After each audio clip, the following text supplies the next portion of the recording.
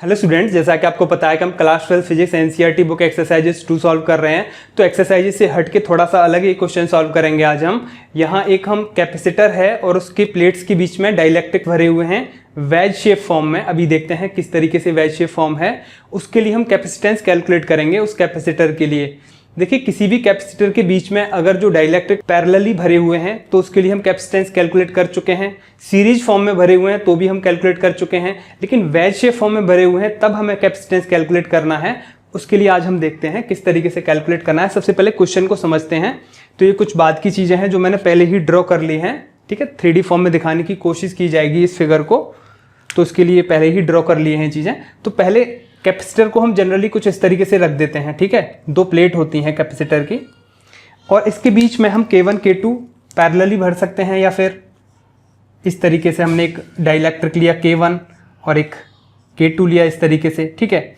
इसके लिए हम कैपेसिटेंस कैलकुलेट कर चुके हैं और ये तो पैरेलल फॉर्म में भरे हुए हैं। K1 और K2 दोनों एक दूसरे के पैरेलल हैं। यहाँ मान सकते हैं एक कैपेसिटर ऊपर है, एक कैपेसिटर नीचे है, तो दोनों ही पैरेलली हैं, ठीक है। अगर सीरीज फॉर्म में भरे हुए हैं तो कुछ इस तरीके से हम कैलकुलेट कर चुके हैं। सीरीज फॉर्म में कुछ इस तरीके से रहते हैं। एक K1 ये है, कंप्लीटली फिल्ड है, ये शो करने के लिए थोड़ा सा स्पेस दिखाया जा रहा है। एक K2 है, ठीक है। तो ये सीरीज फॉर्म में है। इसी को अगर हम थोड़ा सा वर्टिकल कर दें तो कुछ इस तरीके से ये हो जाएगा, इस तरीके से हो जाएगा ये सीरीज फॉर्म वाला, okay, like this. K1, this is suppose K2, okay. तो ये कैपेसिटर है जिसकी बीच में डाइलेक्ट्रिक कांस्टेंट्स कुछ इस तरीके से भरे हुए हैं सीरीज फॉर्म में। ये सीरीज फॉर्म है, ठीक है, क्लियर है बात। लेकिन आज हम जो कैलकुलेट करने वाले हैं ये कैपेसिटर है, ठीक है। वर्टिकल कुछ इस तरीके से रखा है, जैसे ये रखा हुआ है। यहाँ एक इस तरीके से हमने लाइन ड्रॉ की, मीन्स वेज शेप फॉर्म में है। वेज शेप फॉर्म में किस तरीके से, आप इसको 3D फॉर्म में ऐसे समझ सकते हैं। जैसे ये कैपेसिटर है, ये एक प्लेट है, दिस प्लेट, दिस, और ये जो अपर प्लेट है वो ये है, ठीक है। इसको 3D फॉर्म में समझ रहे हैं हम। और ये जो लाइन ड्रॉ कर रखी है डायगोनली, तो ये कुछ इस तरीके से कटे हुए हैं और दो वेजेस बनते हैं। एक ये लोअर वेज बनता है और एक ये अपर वेज बनता है। इसको और हम अच्छी तरीके से देखें तो कुछ इस तरीके से एक वेज ये हो जाएगा और एक वेज ये हो जाएगा। ये अपर प्लेट है कैपेसिटर की, ये लोअर प्लेट है कैपेसिटर की। यही है फिगर, क्लियर है बात। यहाँ जो वेजेस हैं ये K1 और ये K2, जो डाइलेक्ट्रिक कांस्टेंट कुछ इस तरीके से जो ट्राइंगल फॉर्म में आपको दिख रहा है, ये वेज है। K1 डाइलेक्ट्रिक कांस्टेंट है, इसका डाइलेक्ट्रिक कांस्टेंट K2 है, ठीक है। वैसे ही यहाँ इसका K1 है और इसका K2 है, ओके। थोड़ा सा इसको कट करके दिखाया है मैंने। एक लोअर वेज ये बनेगा, एक अपर वेज ये बनेगा। बाकी की चीजें अभी समझते हैं यहाँ पर कि ये क्या ड्रॉ किए हुए हैं। पहले फिगर को समझ लेते हैं क्लियरली। तो ये कैपेसिटर गिवन है, दो वेजेस हैं K1 K2 जिनके डाइलेक्ट्रिक कांस्टेंट्स हैं। 3D फॉर्म में दिखाया गया, थोड़ा सा कट करके दिखाया गया। इन दोनों को एक दूसरे के ऊपर रख देंगे तो यही शेप आ जाएगी। इसको बीच में से काट के दिखाया गया है थोड़ा सा कि और क्लियर आपको दिखे शेप, ठीक है। ये अपर प्लेट है कैपेसिटर की, ये लोअर प्लेट है, क्लियर है बात। तो इसी के लिए हमें ये जो फॉर्मेशन है, इसकी जो प्लेट है इसका एरिया A है, इस प्लेट का एरिया A है, ये गिवन है क्वेश्चन में। और क्या गिवन है, K1 K2 dielectric constant given है दोनों ही वेजेस के। और प्लेट्स के बीच की जो डिस्टेंस है वो D गिवन है। ये जो डिस्टेंस लेते थे ना, दिस डिस्टेंस, वो क्या है, दिस इज D। प्लेट्स जो दोनों प्लेट हैं इनके बीच की जो डिस्टेंस है वो D गिवन है। तो इतनी सारी चीजें गिवन है क्वेश्चन में। ये फिगर गिवन है, ठीक है। इस फिगर के थ्रू हमें कैपेसिटेंस कैलकुलेट करना है इस फॉर्मेशन के लिए, ठीक है बात। अब हमने इसको थोड़ा सा समझा इस फॉर्म में लेके 3D फॉर्म में, बाकी की चीजें हैं। अब देखिए, सीरीज वाला जो केस होता है कैपेसिटर का, जब हम कैपेसिटेंस कैलकुलेट करते हैं तो कैसे कैलकुलेट करते हैं, इक्विवेलेंट कैपेसिटेंस। अगर C1 और C2 दो कैपेसिटेंस हैं, ओके, तो इक्विवेलेंट कैपेसिटेंस कैसे कैलकुलेट करते हैं, 1/C1 प्लस 1/C2 प्लस जितने भी होते हैं सबको 1/C1 1/C2 रेसिप्रोकल फॉर्म में सबका सम ले लेते हैं, ठीक है।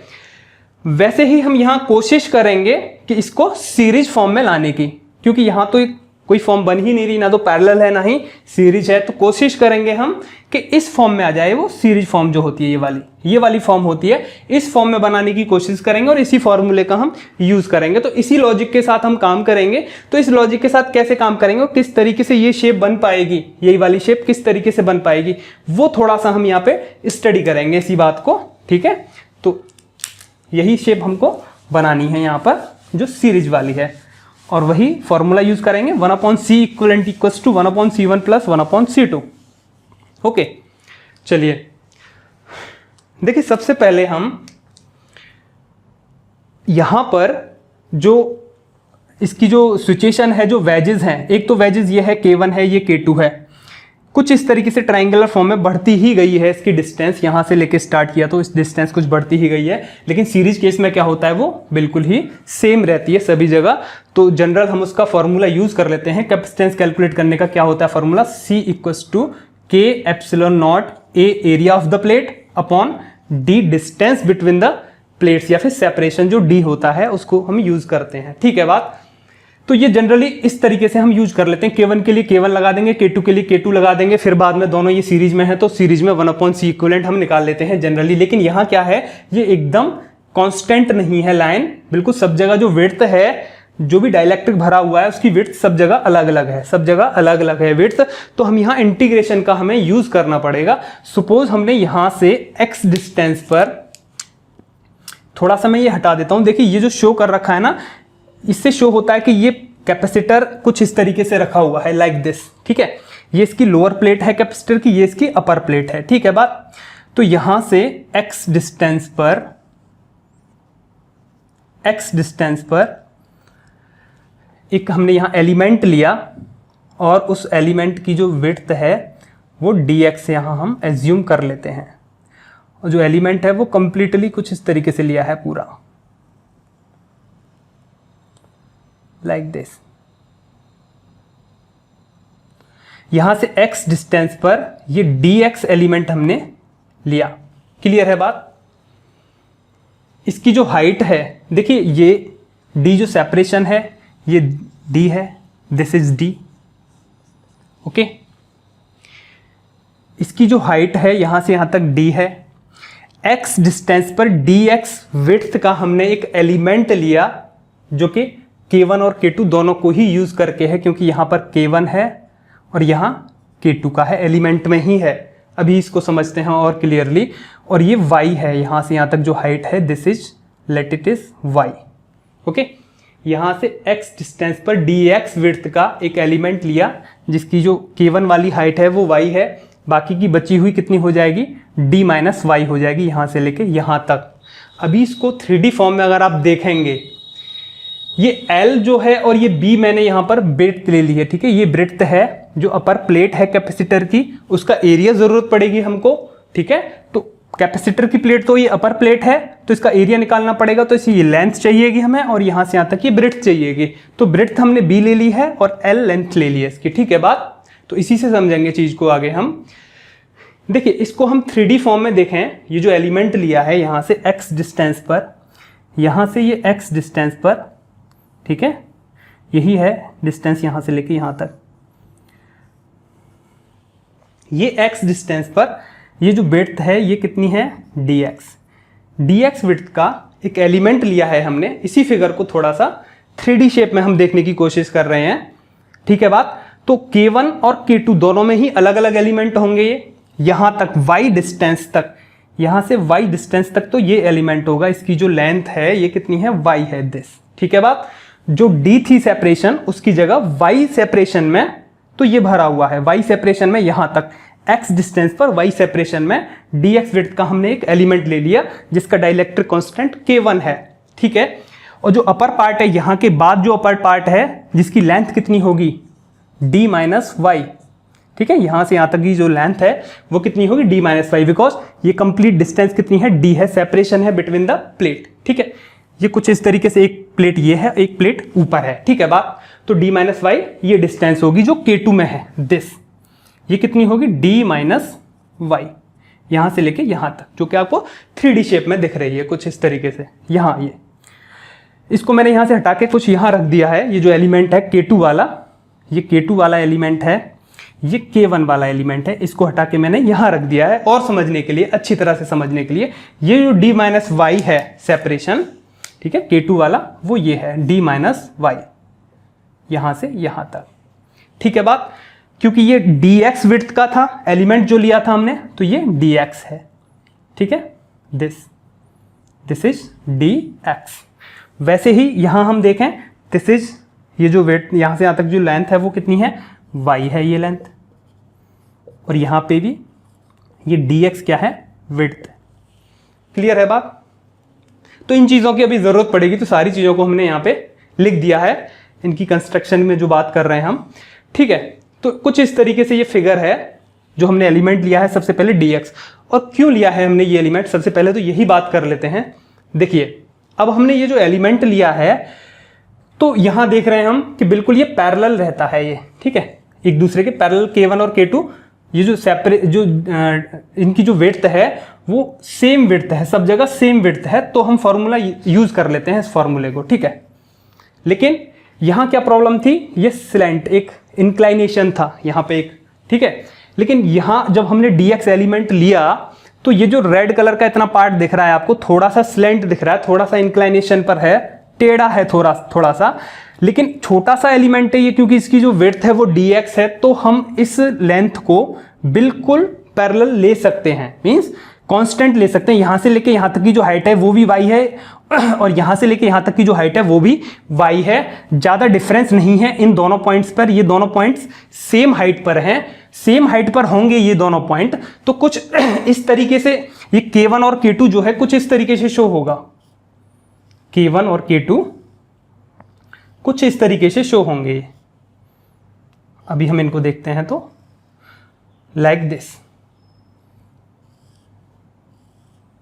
ओके, लाइक दिस, कुछ इस तरीके से शो होंगे ये। इन दोनों को मैं ऐड कर दे रहा हूं, ये जो बीच वाला जो एलिमेंट दिख रहा है आपको K1 में है, इतना पार्ट K2 में है, ये जो कंप्लीट दिख रहा है यहां से लेके यहां तक जो एलिमेंट है dx विड्थ का, वो यही है, dx इसकी विड्थ है ये, ओके। और एक यहां से लाइक दिस, थोड़ा सा ये टेढ़ा बन गया है, ओके। तो कुछ इस तरीके से ये हमारा क्या है, K1 है और ये K2 है, ठीक है। दोनों ही डाइलेक्ट्रिक्स के एलिमेंट ले लिए हमने, यही जो एलिमेंट है कुछ इस तरीके से होगा ये, ठीक है बात। इसकी जो ब्रेड्थ है कितनी है प्लेट की, B है, अपर प्लेट की जो ब्रेड्थ है कितनी है, B है, वो ये तो B ही रहेगी, कोई प्रॉब्लम नहीं होनी चाहिए आपको इसमें। ये भी B रहेगी, इसमें भी कोई प्रॉब्लम नहीं होनी चाहिए, ठीक है बात। ये भी है, ठीक है, ये इसको ऊपर रख देंगे तो ये वही है, ये भी चीज, ये भी है ना, क्लियर है बात। और ये सेपरेशन जो है ये कितनी है, D है, सेपरेशन क्या है, D, और ये सेपरेशन कंप्लीट कितनी है, D है, ठीक है। कंप्लीट जो एलिमेंट है, दिस एलिमेंट किस लेंथ का है, D लेंथ का है, क्योंकि सेपरेशन है दोनों ही प्लेट्स, ये अपर प्लेट है ये लोअर प्लेट है, क्लियर है बात। अब ये जो हमने एलिमेंट लिया है K1, ये कहां तक लिया है, y डिस्टेंस तक, है ना, यहां से y डिस्टेंस तक K1 है। इसके बाद बचा हुआ जो d माइनस वाई है, this is d minus y, okay, यही लिख लेते हैं d माइनस वाई, ये सेपरेशन है, ठीक है। और d माइनस वाई में कौन है, K2 है। अब आपको दिख रहा होगा यहां पर सिंपल वे में एकदम, अब आपको कैपेसिटर नहीं दिख रहा होगा। देखिए कैपेसिटर को देखते हैं हम, कैपेसिटर ये है, ये कैपेसिटर है, ओके।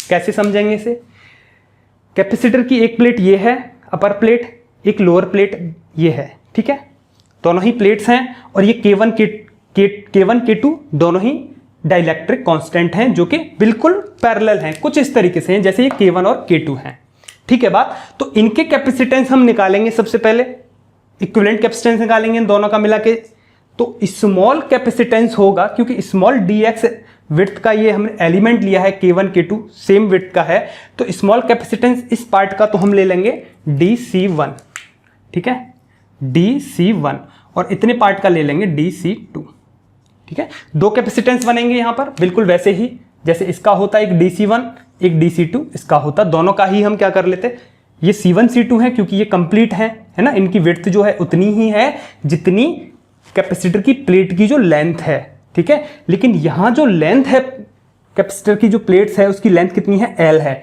लेकिन यहां जो लेंथ है वो कितनी है, स्मॉल है, dx है, ठीक है, पूरी नहीं है ये, थोड़ी सी ली है हमने, इसीलिए यहाँ पूरी है तो C1 C2 लेते हैं। यहाँ ये बहुत ही स्मॉल विड्थ है, ये dx जो लेंथ है इसकी बहुत ही छोटी है, तो dc1 और dc2 हमने इनके क्या ले लिए, कैपेसिटेंस ले लिए। तो इसका जो कैपेसिटेंस हम निकालेंगे वो कितना होगा, जनरली कैसे निकालते हैं सीरीज में, C equivalent C1 plus C2, ठीक है।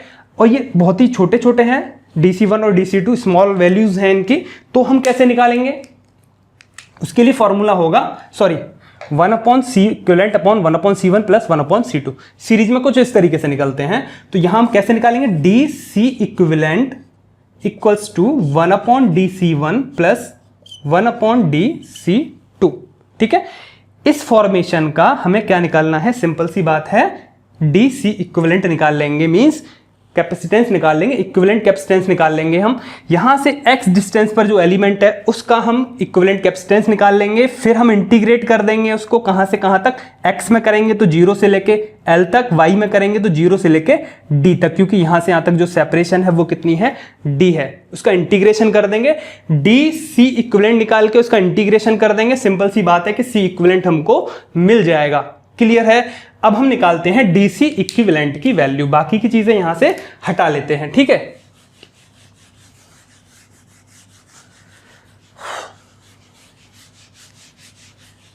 ये तो आपके फिगर समझ में आ गए होंगे। चलिए अब यहां पे सॉल्यूशन देख लेते हैं हम। सबसे पहले हमें क्या निकालना है, dc इक्विवेलेंट ही निकालना है। उसके लिए कैसे निकालेंगे, क्योंकि ये फॉर्मेशन कैसा है, सीरीज फॉर्मेशन है। सीरीज में कैपेसिटेंस कैसे निकालते हैं, 1/dc equivalent equals to 1/dc1 plus 1/dc2, ठीक है। अब हमें dc1 और dc2 चाहिएंगे। dc1 ये जो लोअर वाला आपको पार्ट दिख रहा है इसका कैपेसिटेंस, और dc2 इसका कैपेसिटेंस।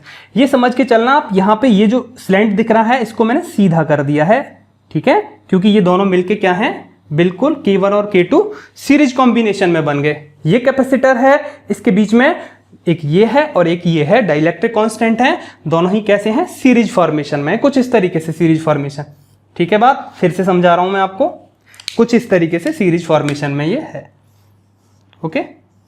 ये सीरीज फॉर्मेशन ही तो होता है, लाइक दिस। अगर ये कैपेसिटर है, दो इसके बीच में क्या रखे हुए हैं, डाइलेक्ट्रिक भरे हुए हैं, तो हम मान लेते हैं कुछ इस तरीके से, एक कैपेसिटर इधर हो गया, एक कैपेसिटर इधर हो गया, दोनों मिला के कौन सा फॉर्मेशन बन गया, सीरीज फॉर्मेशन बन गया।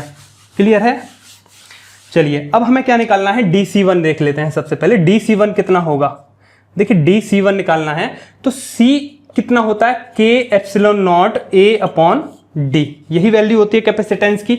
a होता है area of the plate of the capacitor, d होता है separation between the plates of the capacitor. dc1 निकालना है तो क्या निकालेंगे, k, उसका dielectric constant, dc1 means lower वाला कितना है, k1 है, तो k1 एप्सिलॉन नॉट तो आएगा ही, permittivity of the free space, a area, इसका एरिया कितना होगा, जो लोअर वाला k1 है ना, इसका एरिया सिंपल सी बात है, देखिए k1 है चाहे k2 है, दोनों ही dx विड्थ के हैं, dx विड्थ के हैं, और जो ब्रेड्थ है कितनी है, b है ना। लेंथ कहें, जो लेंथ होती है किसी भी कैपेसिटर की प्लेट्स का एरिया कैसे निकालते हैं, देखिए यहाँ ये कैपेसिटर है L इंटू बी, ठीक है, L इंटू बी, ये एक प्लेट है, दिस इज ए प्लेट, इस प्लेट का एरिया कितना है, b इंटू एल, ठीक है बात।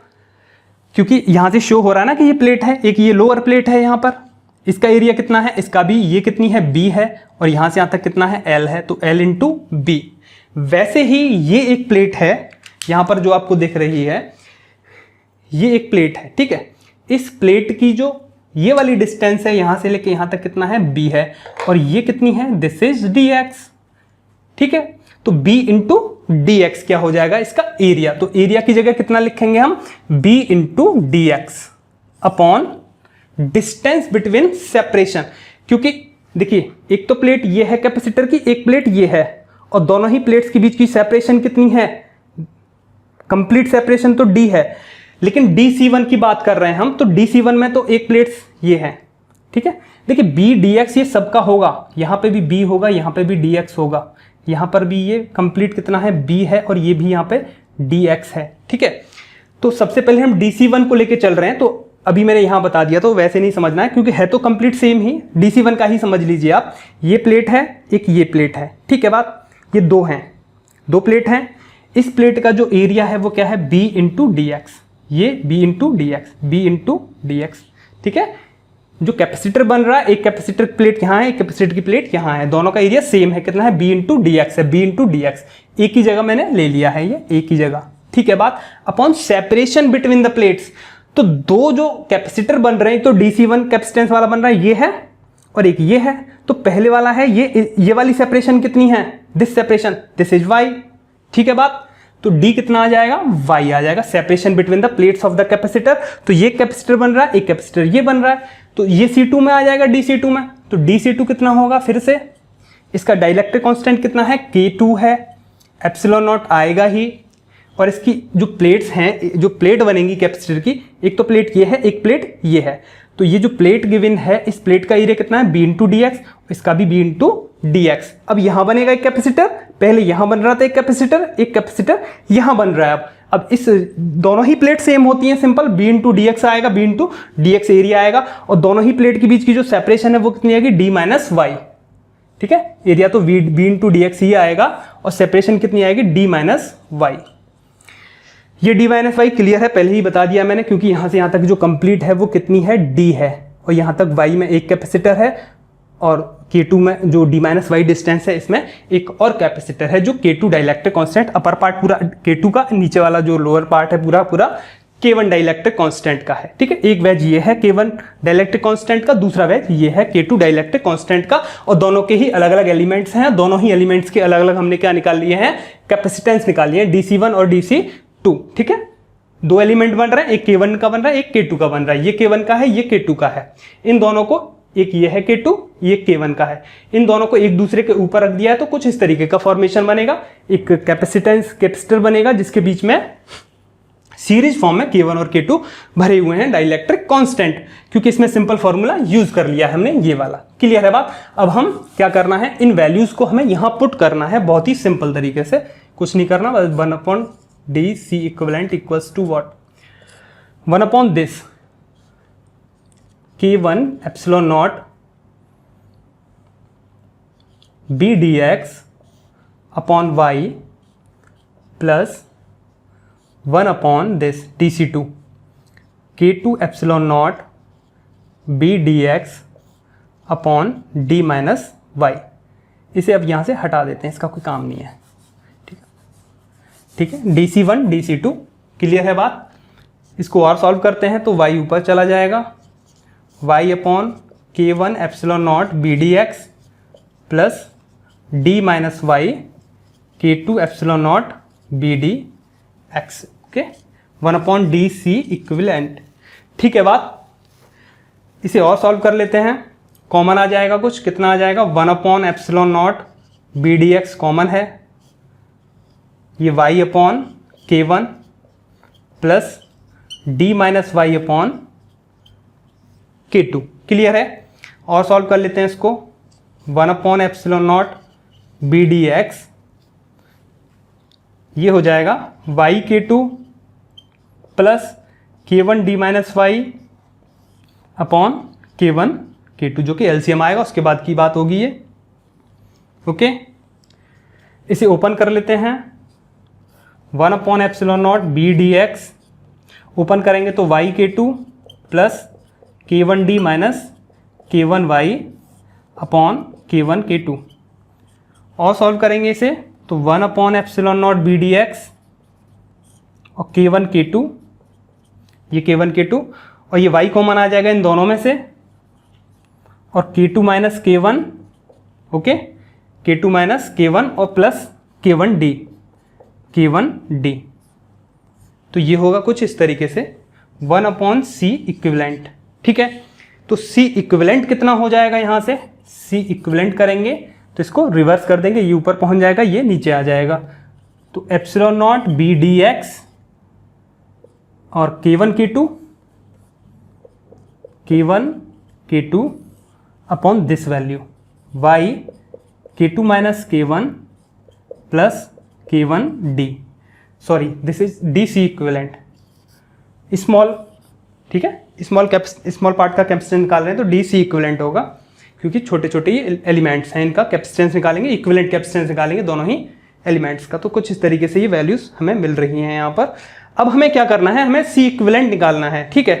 तो सी इक्विवेलेंट हम निकालेंगे तो यहाँ देखते हैं, देखिए सबसे पहले ये dx है ना, और यहाँ ये y है, इसका हम इंटीग्रेशन करने जा रहे हैं। सबसे पहले इंटीग्रेशन कर लेते हैं, लिमिट अभी लगा लेंगे थोड़ी देर में, ठीक है बात। इंटीग्रेशन करेंगे तो ये dx की जो टर्म है हम रिलेटिव किसके करेंगे, इंटीग्रेशन x के रिलेटिव करेंगे, लेकिन यहाँ में y मिल रहा है तो या तो इसको y को कन्वर्ट कर लो x में, या फिर इस dx को कन्वर्ट कर लो dy में, ठीक है। dy में कन्वर्ट कर लेंगे तो ये पूरा का पूरा कंप्लीट निकल जाएगा, ठीक है। 1/y वाला फॉर्मूला लगा लेंगे हम, जो भी आएगा। तो सबसे पहले हम करते क्या है कि dx को कन्वर्ट कर लेते हैं dy में। वो कैसे करेंगे उस चीज को देख लेते हैं थोड़ा सा। देखिए dx को y में कन्वर्ट करने के लिए हम यहां पहुंचते हैं थोड़ा सा। ये जो एंगल है ये अगर सपोज थीटा एंगल ले लें अगर हम, तो इस ट्राइंगल में यहां एक ट्राइंगल बन रहा है दिस, हाँ y, यहां से यहां तक भी y है हाइट, ये भी y है हाइट, बहुत ही छोटा सा डिस्टेंस है ये dx इसीलिए, ठीक है। तो इस ट्राइंगल में अगर हम देखेंगे तो कितना होगा, tan theta equals to y upon x, okay. लेकिन अगर इस ट्राइंगल में देखेंगे तो, इस ट्राइंगल में देखेंगे तो tan थीटा कितना होगा, perpendicular upon base, perpendicular separation ये d है, d सेपरेशन है प्लेट्स के बीच में, d अपॉन कितना होगा, परपेंडिकुलर अपॉन बेस, पूरा कितना, ये l लेंथ हमने इसकी एज्यूम कर ली है, ठीक है बात। तो कुछ इस तरीके से होगा। तो यहाँ से हम इन दोनों को ले लेंगे, तो कन्वर्ट किसे करना चाहते हैं हम, dx को निकालना चाहते हैं, तो x निकाल लेते हैं यहाँ से। तो x कितना हो जाएगा, ये हो जाएगा y l upon D, y times l upon D, clear है। इसका डिफरेंशिएशन करेंगे, dx इक्वल्स टू क्या हो जाएगा, dy l अपॉन डी, ठीक है। डिफरेंशिएशन कर लिया इसका, तो dx को निकाल लिया हमने इन टर्म्स ऑफ y। तो यहाँ इसको हम पुट कर लेते हैं इस वैल्यू को, लिमिट अभी बाद में लगाएंगे। देखिए जो भी कांस्टेंट है उनको भी पहले बाहर कर लेते हैं। एप्सिलॉन नॉट कांस्टेंट है, बाहर आ जाएगा, b कांस्टेंट है, बाहर आ जाएगा, k1 k2 कांस्टेंट है, इनका भी इंटीग्रेशन नहीं होगा। अपॉन तो कुछ है ही नहीं, ठीक है। इसका तो कंप्लीट इंटीग्रेशन होगा क्योंकि वेरिएबल है y चेंज करेगा क्योंकि यहाँ से यहाँ तक y है, ऊपर तक जाना है, ये 0 से लेके d तक जाना है, अभी बात करेंगे इसकी। तो ऊपर कौन बचता है, dx बचता है। dx को कितना निकाला है हमने, दिस, dx को पुट कर लेते हैं यहाँ पे, कितनी आएगी इसकी value, l dy upon d, ठीक है। dx को हमने पुट कर लिया, बची ये वैल्यू v लिखी जाएगी यहाँ पर। कितनी है ये value, this y k2 minus k1 plus k1d, okay. तो ये हो गया DC इक्विवेलेंट, ये इंटीग्रेशन फॉर्म में चल रहा है। अभी हमें लिमिट्स चाहिए, ठीक है। देखिए हमें जो DC इक्विवेलेंट निकालना है तो कंप्लीट निकालना है, C इक्विवेलेंट निकालना है, C इक्विवेलेंट निकालना है, इस कंप्लीट फॉर्मेशन के लिए निकालना है, इस कंप्लीट फॉर्मेशन के लिए, इस कंप्लीट फॉर्मेशन के लिए हमें क्या निकालना है, C इक्विवेलेंट। तो सिंपल सी बात है कि 0 से लेके C इक्विवेलेंट तक कर देते हैं इस इंटीग्रेशन को। और जो हमारा एलिमेंट है वो कहां से कहां तक चेंज हो रहा है, ठीक है, y की टर्म्स में, ठीक है। अब हम y की टर्म्स में करेंगे, y के रिलेटिव करेंगे इंटीग्रेशन, तो हमें लिमिट्स जो चाहिए वो y की टर्म्स में चाहिए। तो y कहां से कहां तक वेरी कर रहा है, y कर रहा है वेरी 0 से लेके यहां तक चलेगा y, ठीक है बात। ये हाइट इसकी y तक जाएगी, ठीक है। जो सेपरेशन है बिटवीन द प्लेट्स कितनी है, ये अपर प्लेट है, ये लोअर प्लेट है, डी सेपरेशन है। तो y कितना है, 0 से लेके यहां तक, और यहां 0 से लेके यहां तक की डिस्टेंस कितनी है, लोअर प्लेट और अपर प्लेट के बीच की डिस्टेंस कितनी है, d। तो y कहां से कहां तक वेरी करेगा, 0 से लेके d तक। तो y के रिलेटिव कर रहे हैं तो जो हमें लिमिट्स हैं वो भी 0 से लेके d तक y की टर्म्स में कुछ इस तरीके से होंगी। तो y इक्वल्स टू 0 पुट करेंगे, y equals to d put करेंगे अपर लिमिट में। तो इसका अब हमें इंटीग्रेशन करना है बस, ठीक है बात। इसको यहां से अब रिमूव कर लेते हैं जो भी पार्ट है, ठीक है। आप इसे नोट कर लेंगे, क्लियर है।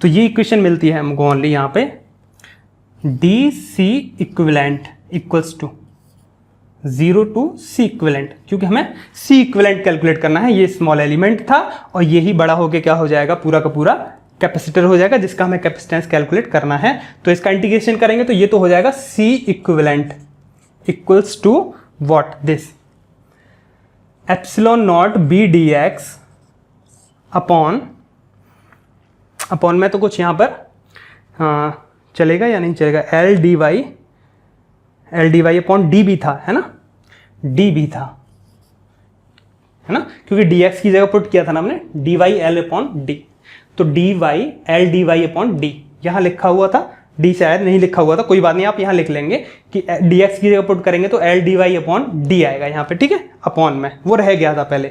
चलिए इस कंप्लीट को यहाँ लिख लेते हैं अपॉन डी, और ये है 0 से लेके डी तक, और l D Y upon this equation d, sorry लिखा हुआ है ये डी वाई नहीं है, डी इंटू वाई है ये, ओके, हमें लगा कि यहाँ डी रह गया, हमारा नहीं रह गया, यहाँ है ये डी और ये ब्रैकेट है, ये ब्रैकेट है, ध्यान रखेंगे, ये डी बाहर है यहाँ पे, ये इंटू में था पूरे ब्रैकेट के साथ, ठीक है, इसे बाहर कर देते हैं, ये हो गया बाहर, और ये क्या बचता है यहाँ पे y k2 minus k1 plus k1d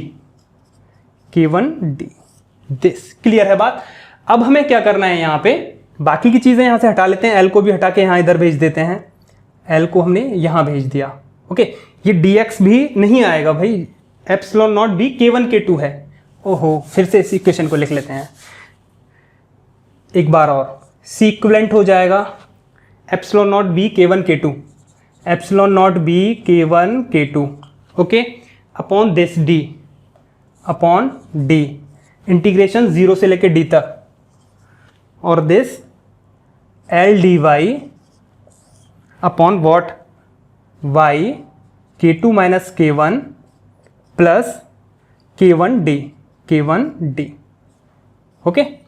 इसका अब हमें क्या करना है, इंटीग्रेशन करना है, बहुत ही सिंपल तरीके से। कैसे करेंगे देखिए, l को तो यहाँ से हटा लेते हैं, l को हटा के हम यहाँ लिख देते हैं, ठीक है। अब कौन बचता है, dy अपॉन वाई की टर्म्स ही बचती है, k1d को तो हटा नहीं सकते क्योंकि इसके साथ सम में है ये, ठीक है।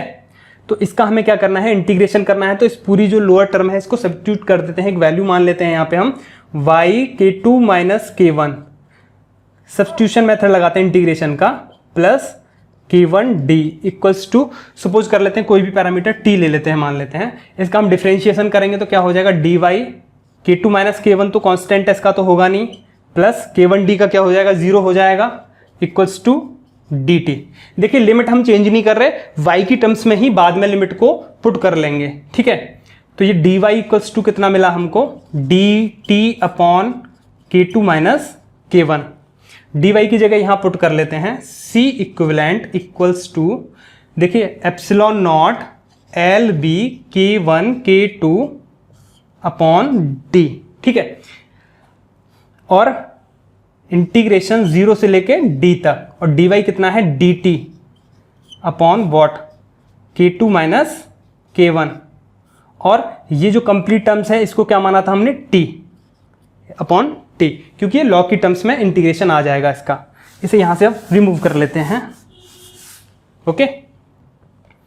और देखिए epsilon not l into b क्या है, l ये लेंथ और ये b इसकी क्या है, ब्रेड्थ है, ठीक है। l इंटू बी क्या है, area of the plates of the capacitor, दोनों ही प्लेट्स का एरिया कितना है, l इंटू बी, जो a है, गिवन है क्वेश्चन में, जो कि कितना है, a है, तो इसकी जगह लिख लेते हैं हम यहाँ पर a k1 k2, l into B की जगह k यूज कर लिया, k2 अपॉन d, और k2 माइनस k1, इसको बाहर कर देते हैं, इसका तो इंटीग्रेशन होगा नहीं क्योंकि कांस्टेंट है, और क्या बचेगा यहाँ पे,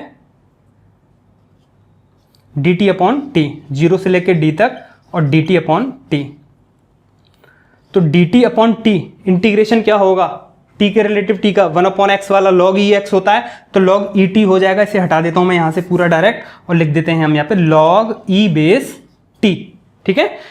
1 अपॉन x का x के रिलेटिव इंटीग्रेशन क्या होता है, log ex, ये फॉर्मूला होता है, ठीक है। तो 1 अपॉन t कर रहे हैं यहाँ पे, t के रिलेटिव कर रहे हैं, ठीक है, तो क्या हो जाएगा, log et हो जाएगा, और लिमिट्स कितनी है, 0 से लेके डी तक। लिमिट को मैंने चेंज नहीं किया, 0 से लेके डी तक ही रहने दिया है। और ये y की टर्म्स में थी लिमिट, t में नहीं पुट कर सकते, y की टर्म्स में चेंज करो पहले से पूरा, फिर पुट कर लो। या फिर आपको चेंज भी कर सकते थे, इसको यहां पर चेंज कर सकते थे हम। कैसे चेंज करते कि y इक्वल्स टू 0 लगाते तो t इक्वल्स टू कितना होता, k1d, यहां की लिमिट होती फिर k1d। ठीक है बात। अगर y equals to d put करते, y की जगह d पुट करते यहां पे, फिर यहां पे जो सॉल्व होके आता तो k2d, फिर t जो होता वो होता k2d। ठीक है बात। तो वैसे कर सकते थे, लेकिन हम यहां बहुत ही सिंपल वे में कर रहे हैं कि लिमिट्स को चेंज नहीं कर रहे, 0 से d तक ही रहने दी हमने लिमिट को, और फिर बाद में t को हम सब्स्टिट्यूट करके तब लिमिट को पुट करेंगे। ठीक है बात। t में पुट नहीं करेंगे, ये y equals to 0, y equals to d में थी लिमिट, y में चल रही थी पहले से। ठीक है, तो t को चेंज कर लो y में इससे, जो कि हमने पहले सब्स्टिट्यूट किया था। ठीक है, तो epsilon not a k1 k2 upon d k2 minus k1, तो ये हो जाएगा लॉग ई बेस में ही चलता है नेचुरल लॉग में। ठीक है, थ्योरेटिकली ई बेस में ही चलता है।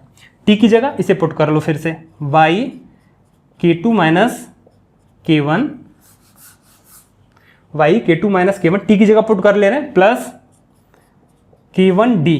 ठीक है, टी की जगह मैंने ये पुट कर दिया यहां से, जो हमने एज्यूम किया था पहले। और ये लिमिट कितना, 0 से लेके d तक। और लिमिट किसकी थी, है y की लिमिट थी, है ना। लिख देता हूं मैं, y इक्वल्स टू 0 से लेके y इक्वल्स टू d तक, यही थी पहले लिमिट, y के रिलेटिव कर रहे थे इंटीग्रेशन। अब इसमें हम इसको पुट कर लेंगे बस। तो epsilon not a k1 k2 upon d k2 minus k1। Okay, तो y की जगह पहले अपर लिमिट लगा लेते हैं, अपर लिमिट लगा लेते हैं पहले। तो लॉग ई बेस, y की जगह d पुट करेंगे। ठीक है बात, y की जगह d पुट किया हमने, और k2 minus k1, k2 minus k1 clear है, प्लस k1d। ठीक है बात। तो ये तो हमने कर ली अपर लिमिट पुट। अब करेंगे y की जगह 0, माइनस लगेगा, लोअर लिमिट पुट करते हैं y की जगह 0 लगा के। तो लॉग ई बेस, और y की जगह 0 लगाएंगे, पूरा कंप्लीट 0 हो जाएगा, प्लस k1d, k1d। ठीक है बात। और ये कंप्लीट दिस। ओके, अब इसे सॉल्व कर लेते हैं। यहां पे देखिए d k2, इसको मल्टीप्लाई कर लेते हैं, d का अंदर मल्टीप्लाई कर लेते हैं, यहीं पर कर देते हैं। d का मल्टीप्लाई अंदर करेंगे तो ये हो जाएगा k1d। ठीक है बात। तो ये k1d और ये k1d क्या हो जाएंगे, कैंसिल आउट हो जाएंगे। ठीक है, अच्छा, और यहां क्या बचता है फिर, इसे कंप्लीटली लिख लेते हैं। चलिए, epsilon not a k1 k2 upon d k2 minus k1 log e base d k2, ये माइनस आएगा, माइनस आ गया, और log e base k1d। Okay, ये हो गया। ये लॉग ई ए माइनस लॉग ई बी का फॉर्मूला हो गया। तो log E D k2 upon k1d, यहां पर ये हो जाएगा। क्लियर है, डायरेक्ट लिख सकते हैं इसे मैं यहां हटा के, देखिए लॉग ई ए माइनस लॉग ई बी, तो लॉग ए अपॉन बी हो जाता है। यहां से मैं इसे हटा के इसे ऐसे लिख सकता हूं, k1d, ये हट गया। ठीक है बात, d से d कैंसिल हो जाएगा। ठीक है, तो जो c इक्विवेलेंट है वो कुछ इस तरीके से निकल के आएगा। कितना आएगा निकल के, c equivalent equals to what, epsilon not a k1 k2 upon d k2 minus k1। ठीक है, और ये लॉग ई बेस, इसको नेचुरल लॉग भी बोलते हैं, तो ln लिख देते हैं नेचुरल लॉग को। ठीक है, लॉग ln लिख दिया, और ये क्या हुआ, k2 upon k1, k2 upon k1। ठीक है बात। So this is the equivalent capacitance.